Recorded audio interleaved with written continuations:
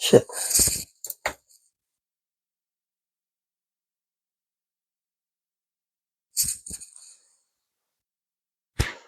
Dang. Things start recording without me saying so. Wow. Anyway, Scorpion72, welcome back. So today I'm going to talk about the good and bad things that McFarlane Toys has done for the DC multiverse in the past, like now 4 years. Going on 4 years? Yeah, it started 2020. So let's begin.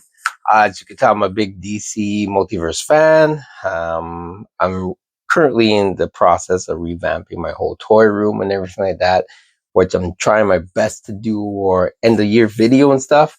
But as with many figures come out from McFarlane, it's very hard at the same time to get everything in order and stuff, because I actually do get the multiverse line, the DC Direct figures, the DC animated figures, even though I have all the ones from the DC Direct and DC Classics line. I'm re-getting these figures because the plastic's a little bit better.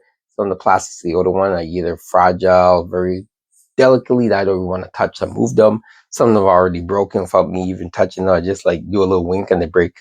So I'm not gonna like fiddle too much with those.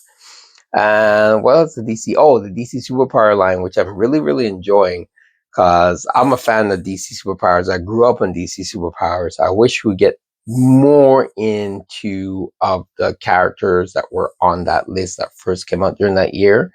But he seems to be getting a lot of the figures that what they look like if they were done in that style. Hopefully he gets to those older ones. Like, it's still crazy that we don't even have like a Lex Luthor, a Joker, a Penguin, or Brainiac. But we have a regular human Brainiac, I mean robot Brainiac, from that first time when the superpowers first started. Anyways, back to the topic. So, go through it. My top 5 bad things about it, and then I go top 5 good things. So sometimes I'm gonna mention some of the bad things. They're gonna come around when I get into the good part and stuff like that. So first off the list is the leg and ball joints. So when this line first started, I guess he got the line quick, and I don't know if some of you know the story of how he even started doing the toy business. A lot of companies didn't like what they're going to do with his Spawn line, decided to do it themselves, had cardboard mock-ups at Toy Fair, and basically when somebody recognized this stuff that was a friend or associate of the big boss of Toys R Us, which, sorry, US people, we don't have Toys R Us. Canadians, we still do have our Toys R Us, but anyways, they came to him, he developed these figures, he get them in there before the end of the year. And to him, if you listen to the story, it's a very interesting story. He basically said yes, even though he had no clue how he's going to do it, but he managed to do it. And it's one of the reasons why it kept me really deep into collecting, because back then, a lot of you guys might be too young to remember that superhero lines, everything was kind of like on the down slout, like it was heading down. And the market for, again, anything superhero related wasn't really that popular at that time either. Like, it really goes like, when he came out, he ramped up all the other companies to improve. So when the DC Multiverse line came out, the wrist and ball joints were just terrible. They're good for the functionality of it, because it was based off mostly of the Fortnite figures. And that's another reason that got me to jump on this line, because if it wasn't for the Fortnite figures and me taking a dive into the Fortnite figures they did for 7-inch, and I don't even play Fortnite, but if it wasn't for me diving into that, then I wouldn't have really jumped into this DC line, even though I collected McFarlane in the past. When you start going into more statuesque type poses and the figures were like, the brittle, a lot of people, DC Direct and McFarlane, a lot of people went to this clear plastic, which was no good. Like, it will break before you take out the package. Remember the DC Infinite Crisis line, Wave 1, they actually redid them and regave them back out to customers who bought, because they're so bad that every figure, Harbinger, all these figures you took out fell apart like peanut brittle. It was really bad. So a lot of his figures became more like statues. And doing the sports, and just fell off, and then you didn't hear anything for a while. And he started slowly coming back up. Had 1 or 2 spawns here and there throughout the years. Fortnite came out. I think it's thanks to Robo, who showed that on his channel and stuff like that. and got me interested. And man, I got the actually it's right here. Look, let's tell you, this one is the first Fortnite that I bought, and got me playing and tinkering around with it. And then when he came out saying when he got the DC line, I was into it, loved it. Some people kind of like jump on harping on the Batman, but Batman sells. That's the thing. Batman sells. And you gotta understand, he basically did what he could in a short period of time to get figures out there in the market. And a lot of it has to do Batman, but that Batman and the Batman metal stuff help pave the way to the figures we have now. Even to this day, like they sell. Like I can't go and find Batman from like 2 or 3 years ago on the shelves. Like there's none. There's literally none for it. So the amount of people that complain about there's too many Batmans and stuff, they're not available, and they even getting harder to get some nowadays. Next is the artist proof. When he started doing the artist proofs, which was about 2 years ago now, they were kind of hard to get, and it became very available because people didn't really want it. Artist proof didn't really appeal to people, like having another figure, that same figure as a chase, and you can paint it and stuff. It worked for some customizers, but some customizers would just take a regular figure and just mix and match as is. So it felt more like I guess you could say a waste of space or a waste of a line, a waste of a actual spot for another figure in a different color and stuff like that, which I'm sure we all love and write about now, which I'm gonna get into that one a little bit later. Um, so the artist cruise was very short-lived. I have mine, as you can see, all up here. The artist proofs out there in the back there. So it's very short-lived. That change around and they change it back. I have to give to it. It seems they listen. Like he's always say, give constructive criticism. They'll take it in, and the turnaround is really, really, really good. Like I have to say, I'm very shocked turnaround compared to like DC Universe Classics, where you have what's his name? What's his name? I forgot the one that was in charge of that line. I always get excuses about sculpting and all that stuff. Even when they did the dark, though, was it the Nightfall Batman wrong and had the gauntlets backwards? He was there's no willing to improve it or change it to give us correction. It's just that, oh, I can't do it. That's where it is and stuff. And all those had the same bucks and stuff, kind of like Marvel Legends and things like that nowadays. But yeah, like the variety from then to now, is like we're getting. I understand people saying, "Oh, DC Universe Classics is a very great line, had a very lot of different characters and stuff like that." That eventually McFarlane could get to, but the problem with that DC Universe Classics line is that there's a lot of unfinished teams. There's like favorite teams they went to finish. Like we shouldn't have had to wait until wave 13, I believe, or wave 10. Wave 10, we finally got a Joker. Wave 13, finally got a Martian Manhunter to help fill out the Justice League line. We never finished the Justice Society of America. We got a few characters, but we never got some of the core characters that went to signature line with the like Jay Garrett and stuff.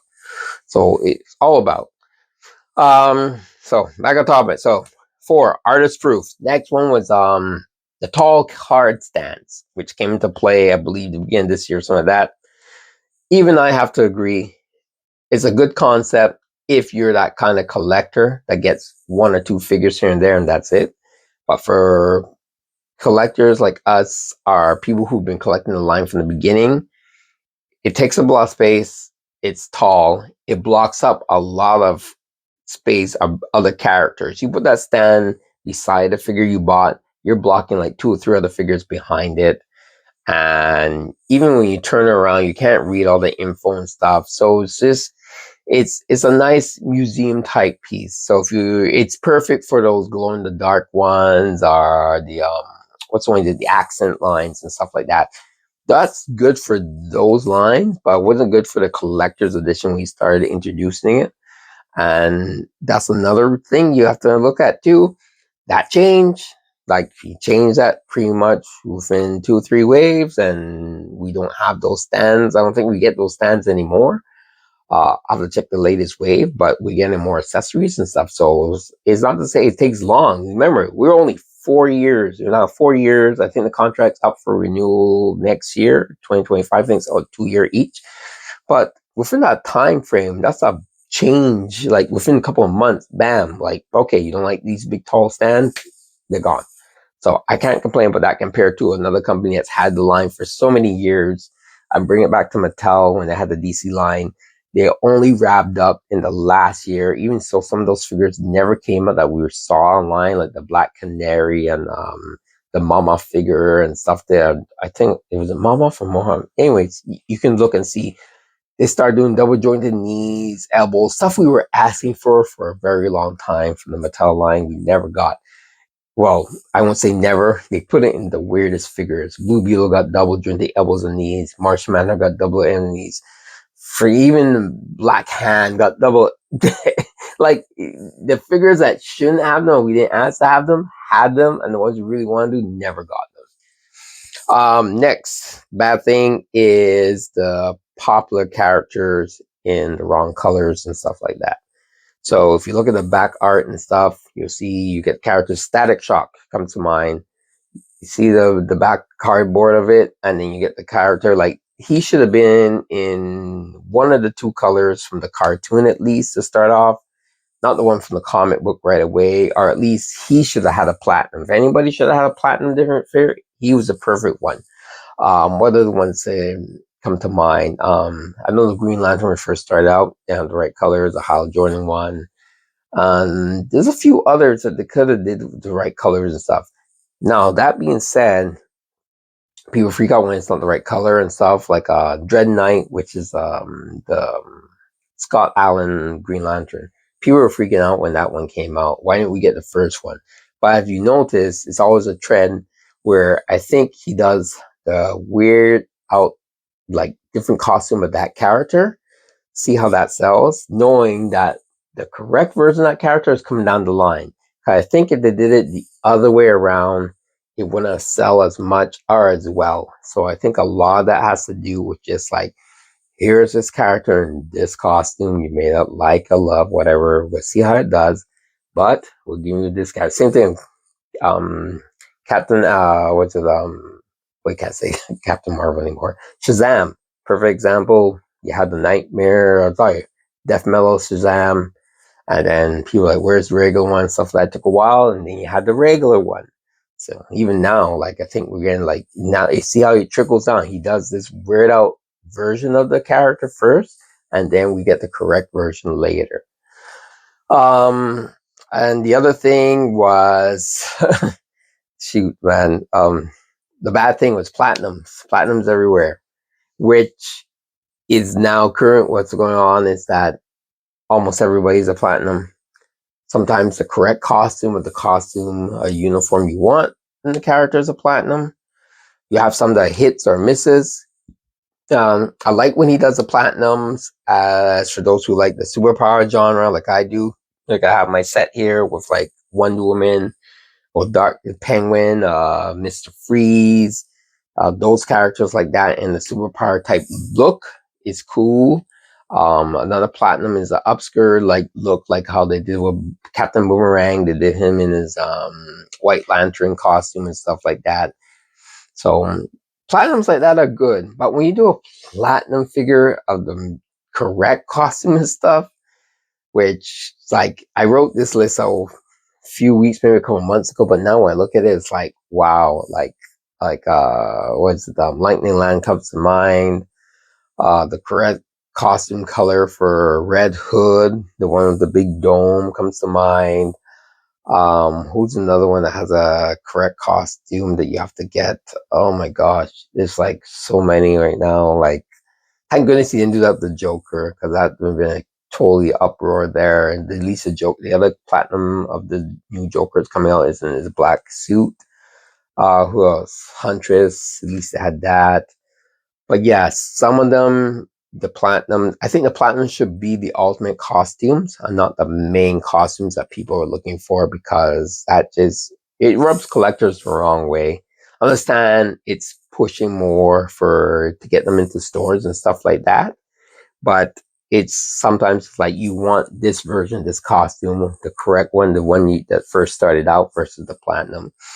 The other thing with platinum is there are a lot of them. I'm beginning to think that the platinums might be more produced than the regular figures at this point, because every and anybody can almost find a platinum. Or they're coming, like they say, one per case, but I think they're coming neck and neck with each other. So it's always interesting to see people grab a platinum. Hey, look what I found, platinum, so that. Hopefully you're collecting the line, but so many people just grabbing the platinum to either flip them or to trade them, which doesn't, nobody wants to trade. It's, if you're not really getting the line to line, just leave it there for somebody who wants to get it.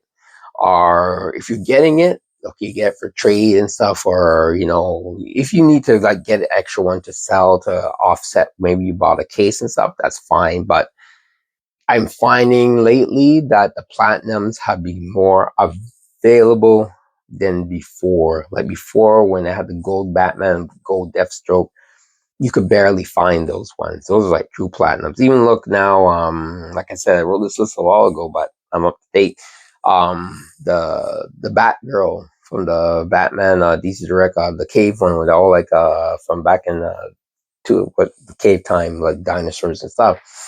That platinum's going for $300-$400. Now everybody's finding her. So that demand has dropped down really low to the point where you can get her for like $60 or $80 on the secondary market. And some people just recently paid $300 and $400 for that for her. Just only find her, especially now during the time of sales and Christmas, you can find her for like almost like under $20 in the States. It's like, that's crazy. It's like you just found a shipment of her and just shipped it out. I guess that might happen to the, well, I wouldn't say that's what happened to the purple Catwoman, or the black version of the Nightfall Catwoman.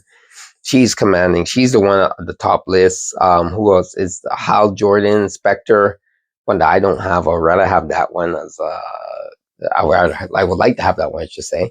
He's on the top of the list. And the Psycho Pirate, I have him.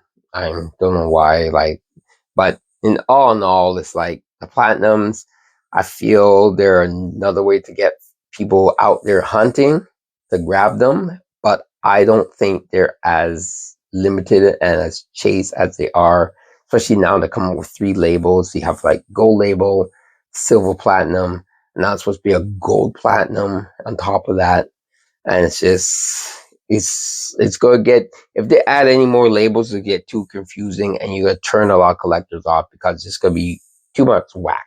Like when they started the gold label, it made sense, or it was exclusive to McFarlane store, and the platinum was a chase. Now you have like platinum, gold, extra gold. Next thing's going to be, I don't know, Twinkie flavor or something like that, and scratch and sniff platinum. And it's just gonna go. It's gonna go out of hand if it's not limited control, especially when you do platinums of army builders. That was a big thing that really got to me when they mentioned the Manhunters. The Manhunters are an army builder. You do not make them a platinum. They're army builders. If you make parademons, which I still understand why we don't have any parademons yet, perfect army builder, perfect way to get lots and lots of purchases, because people love building their army. Just like in G.I. Joe, you got Cobra troops, you got a lot of Cobra troops, you got grunt, stuff like that. Paradigms for sell. Don't make them platinum, because people want to army build those. Same thing with the Manhunters. People want to army build those. Just like how the Green Lantern figures are selling out, and you made one of them a platinum. I can understand. You just need to get that one figure. You have those 2 heads, but Green Lanterns, army builder, same thing. Sinestro, you do a Sinestro court type thing like that, I'm sure you're gonna make one of them platinum, but don't make both of them platinum, because those are army builders. Anything that's army builders, in my opinion, should not be platinum, because they're army builders. You're guaranteed to get your money from those ones, because people like to really build out their army and have a whole set of them on their shelves or on display or whatever. Okay, now that rambling. Next, the good stuff. So the good stuff starts with the sculpting of the wrist and ankle. I mentioned before how it's just ball jointed and stuff. I think the worst one of all of them that I can remember right off the bat, because I just looked at them right now, is Dr. Fate. worse wrist and ankle kind of ball joints. But now they listen to the fans, they listen to the customers, they sculpt them in, it blends in nice, it looks clean, it looks really, really, really good. Just the problem is that when they reissue older figures and try to update them and stuff like that, they tend to forget to do that part, or I guess it's like too costly, so they just leave it in rather than switch over for a figure that might be like reissuing a Superman. Just switch out the sculpted part and put it in there and stuff like that. That would really help out because it really looks better. It really, really looks authentic. It really looks nice. I have to say, it's like how the Marvel Legends and stuff are now. Like some of them that have it sculpted like for a long time. Everything just blends in. Everything. I'm not gonna draw too much. It blends in. Other good thing is that the McFarlane Toys line is not afraid to dig in and do the EFG listed characters. So like the Question, he's a platinum. I guess he's not a super popular figure, but he is popular in general because he does have he does command what do you call it, a presence in a lot of collections, a lot of people's minds. So the fact that he's a platinum kind of sucks, but the fact that it still made him is cool. Ifigi, to the life of me, I still can't I don't understand why they made Ifigi. This guy keeps popping up, and I know about him. I don't really care about him. It's like DC Direct, when they came out with him, go, who the hell is this? And they went straight to him. I guess my greatest upset and my greatest disappointment or frustration is the fact that this day and age, we don't have a Felix Faust, a classic Felix Faust, animated Felix Faust from the cartoon.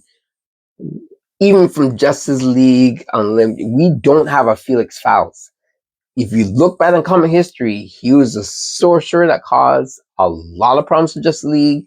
Even came up with a plan to find out their identities and steal identities, and they reveal it to all the villains and stuff. There's a whole lot going on, and we don't have a Felix Faust figure. Especially now when they're doing cloth capes and stuff, you have the cloth, like the hood that he wears, semi-hood, like the headpiece he wears, and the robe, like perfect to do Felix Faust. Even if you want to double up on the robe, do a Dassad in that robe too, and just change it up. But I don't understand. We don't have a Felix Faust. Like, I really don't understand. Like, he's one of my favorite evil sorcerers that is around, and we don't have a figure of him. So if you're listening out there, anybody representative is like, we need a Felix Faust. Like, seriously, we need a Felix Faust with a book, the spells popping up. I've seen that done with other companies, and effect piece and stuff like that would be great. Which brings me to the next thing. Number 3. The good thing is we're finally getting effects that go with the figures. I'm not really a fan of some of these new lightning effects that go on the Flash figures because they're kind of hard to put on.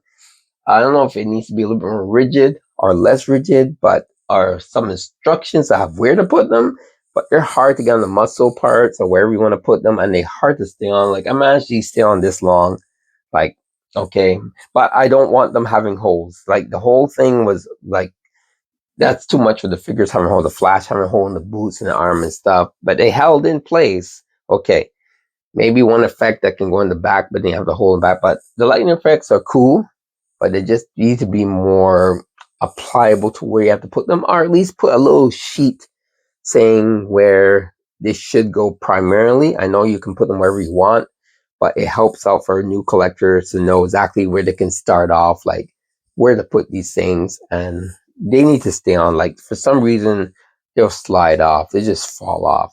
But the other effects is great. I like to have the blast effects. They need more spell effects. That would be cool. Water effects. Tornado. The fact that Tornado came with effect. Yeah, he came with a stand effect, but he should have an arm effect. Anybody can effect, like with the new Captain Cold that's coming up and stuff like that.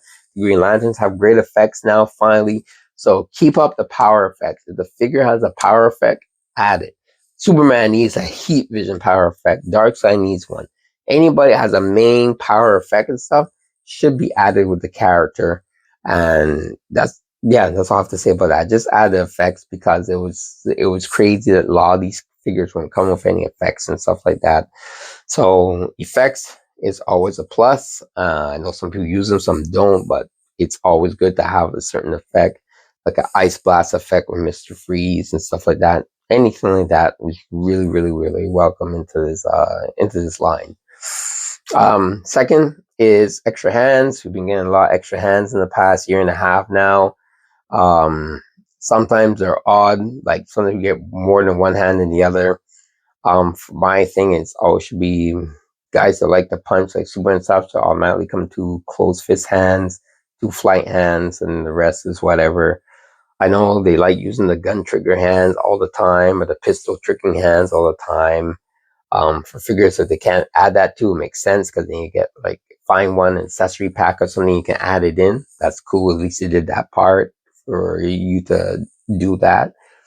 But it also comes down to anybody who can fly. They should come off a flight stand at least once, or even to fly in general. If you're good, give them an accessory.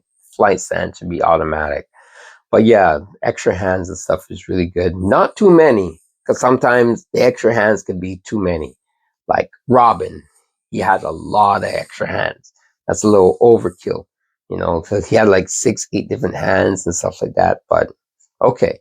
But as long as everybody doesn't come with that many hands, no problem. Same thing with the different heads and stuff. Extra heads, it's good to have like extra heads for some of these figures. Now I see he's using like the faceplate, which I guess saves money on doing the full head, which is also cool. I don't mind that as long as it holds in place. Because the problem is a lot of these figures, like the Huntress that just came out, that the face will fall off and it's dropping down.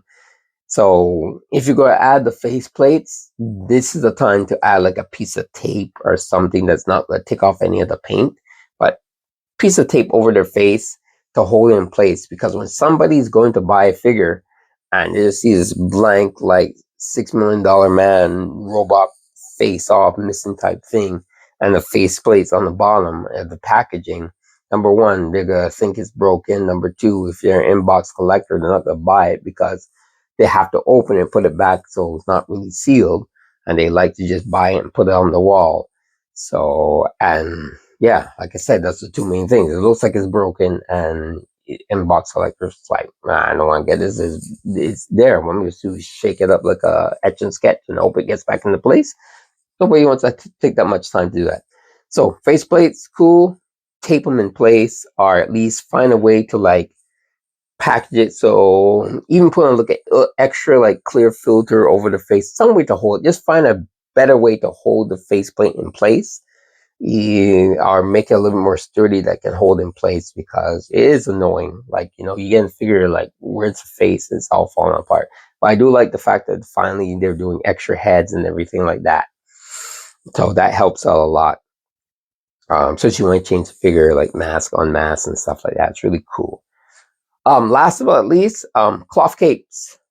I am loving the cloth capes. I guess they tried it out with Dune, as I remember him saying something like that in the interview when they were showing the Dune figures and the way they were flowing the cape and the hood.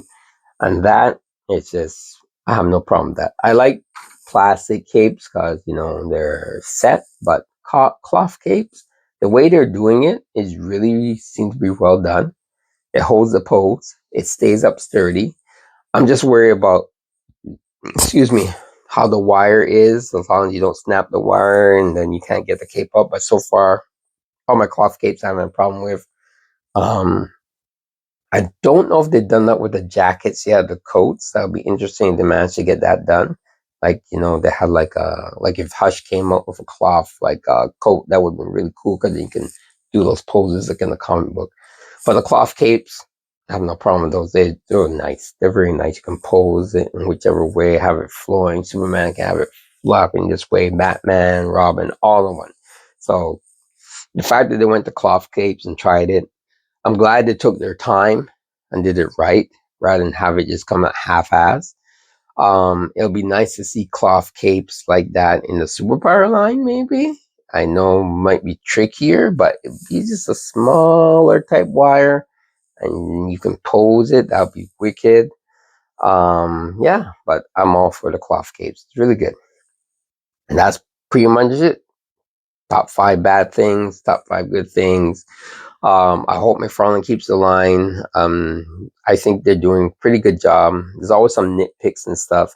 You always got people that complain about everything, and those people who complain about, for those of you who complain about everything about this line, I don't know why you're collecting it and why you're investing so much time and just hating on everything. Just don't, like he's always told many people, he's not shy about it. Buy something that brings you joy, move to something else. That's all. As a paying customer, you have a right to complain, no. So, but make it constructive.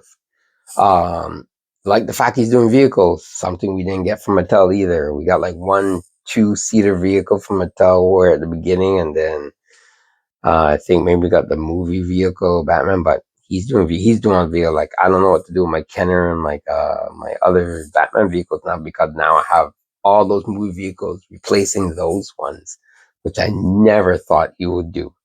Like I feel this year he's just cleaned out the vehicles. There's still like maybe 3 main vehicles to go through, which is the Batman versus Superman vehicle, the Batman vehicle, and who is the other one? No, the Batman Realm vehicle is actually coming up. And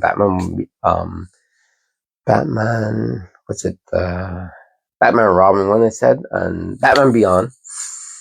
What vehicles here? I'm looking at right now. My vehicle set in my back cave.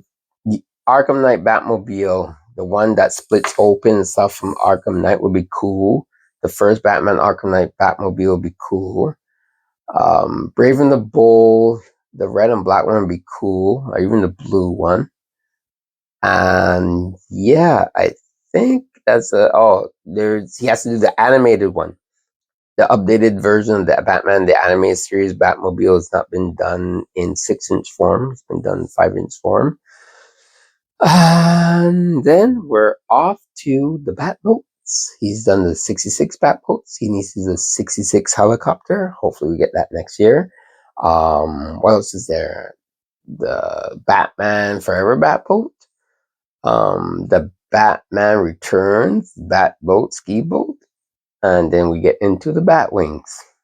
And that's where it will be very space consuming. Like, you got to hang those from the ceiling. From the Batman 89 Batwing, Batman Forever Batwing. Did he do a Batman? Was there a Batman and Robin Batwing? No, I think there was. Oh, the Icebreaker, the Ice Hammer Batmobile from Batman and Robin.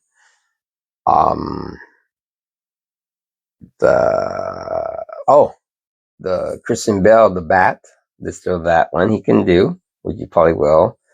What else was there? What are bat ships? Oh, the bat, the bat. Well, that's not a ship, but it's the bat bullet. No, the bat missile from Batman Forever. Hold on, I have a lot of them up here, so I can easily just look and see. He's already redoing the animated series, Batwing. The New Adventures Batwing, he could do that. Batman Forever Batwing, I mentioned, and well, Batjet. Any Batjet from the the Super Friends line and stuff like that. So yeah, there's still a few vehicles he can do upon motorcycles and stuff like that. So I think probably by the beginning of summer, mid next year, we'll probably start going into the skies, because he would have probably tackled a lot of the Batmobiles by then. And then we're going to be heading to the skies with the Batwings and the Batjets. And yeah, it's going to be fun. I like what's going on. I like the variety. I hope it keeps up. Seems to be going deep dive into a lot of the characters we need. It seems like he's heading into the Justice Society of America now, with an announcement of Wildcat. I think we're going to get to finish off that team, or at least get a good set of members for that team. Just named Black Canary. He's going to probably do like regular and platinum, so that's going to be a real tough one to get when that comes out. It's going to be almost, I think it's going to be even harder than Wonder Woman when Black Canary comes out. Because he's probably going to do one that can go with Justice League and one that could go with Justice Society. And it's going to be crazy. Anyways, not going to take up too much time. Then again, hey, I like to talk. I like to just make sure I get everything I want to say when I have a topic video that I'm doing and stuff like that out there. So feel free, like, comment, subscribe. Thank you for subscribing for the last couple months, I should say. Even this month, a lot of subscribers, new subscribers came on. And like I said, I'm going to do my best to try to get some more content thoughts. Reviews, like I mentioned in another video, reviews could be kind of tricky because there's just so much coming out. I just might do like a spot quick review, like bam, bam, bam, this is the good, this is bad, done, where you can get it type thing, what I like about it. As I say, I'll do a tour. If you want, I can do a tour of my back cave that I made for Batman. It's like a couple of levels with a whole bunch of vehicles all the way back from 1988 or something like that, when I had the Superpowers Batmobile. I still have that Superpowers Batmobile and the Hall of Justice. That's another thing. Oh, so he's got to do that. Never release for Superpowers. Never release Darkseid's Tower base. He's got to do that, and the Hall of Justice needs to be done. That would be so wicked if he did that for the Superpowers line. Oh my goodness! I've heard rumors of a Fortress of Solitude coming out in superpower type scale with the new Superman movie coming out. So we'll see. I'm all for playsets too. I may not have the room, but I'll find it. That's another thing. People, collectors, you want this stuff. I know you're saying about the room, but trust me, if you know you want it, buy it. It may be in a box for a couple months, whatever. You might find a room for it later, but the worst thing you could not do is not get something you want, and then you have the room later. Then you have to go hunt it down in secondary market price. At least you have it, and then when you make that room, or you make that ceiling space, you open it up and you have it there, and you have paid retail, and it's in your hand. Because, yeah, we've all been down. I've been down that road where I said I should have just had it and kept it in the box and wait until I make room for it, and that's pretty much what I did with my the Thunder tank. Yeah, Thundercats. I got the tank and I opened it up and stuff, like sitting here for now, but I have it. So once I finish my setup and thing, I don't have to go hunt it down or think that I thought I was going to miss out on it and not get it. But yeah, I have it. So I just need to make room for it. And now with all these Batmobiles coming out, I have to start making room. I got to make room for those too, because now I never thought that I was gonna have a whole new movie set of Batmobiles in 6-inch scale. Never thought it was gonna happen. Thought it was like no good view, but he's not shy of making vehicles and stuff like that. McFarlane Toys, not shy of making vehicles and stuff. Not like other companies.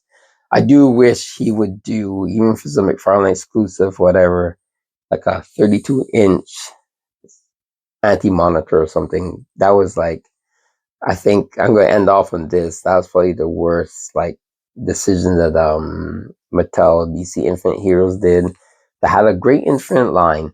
They had a lot of characters that had never been done before in the Mattel DC Universe Classics line. Even McFarlane line now, like, you have a lot of Flash characters, and there's next to no Flash villains at all, which makes no sense. There's no Flash Rogue. Like, the Flash Rogue is quite big. They need to get on the Flash Rogue. McFarlane Toys, you need to get on the Flash Rogue. Like, I know you have a classic Captain Gold coming up, and you just did Captain Boomerang. You need to do more. Where's it, the updated classic Heat Wave, Weather Wizard, like, bam, bam, bam. Get all those Flash Rogues, man. You have all these Flash figures and no bad guys. Some of them are bad guys, but, in Speedsters, it's just a running contest. Nobody's fighting anybody else. Yeah, like I was saying that, yeah, when they did that as a raffle for the anti-monitor figure, after people been getting all these figures, collecting points, and you only could have a chance to raffle it, and you had to be at the show, which most people can't make. That's the worst decision that that's in Scott there, Scott Bootlit or whatever his name was, made. Like, that should have been like easily like a crowdfunder or pre-order, like it light up and stuff. Like, the whole series, the whole wave of figures were based on that whole event, and you made the main character a small version exclusive, and the big version of him was a raffle, and it's just like, nah. So hopefully, McFarlane, you can rectify that. Make them big. Make them tall. You like big, beefy plastic things. Make that happen. Anyway, you can be vinyl. Just have like points of articulation, the legs, the arms light up, twisting the hands and stuff, and like people just go bonkers to have this giant thing standing there, and you should just put it in the corner. It's not space consuming in a way. So big size anti-monitor figure, big size Giganta. Yeah, she's not on the list. Now you may not be able to make her in a jungle suit. Maybe that can be a platinum.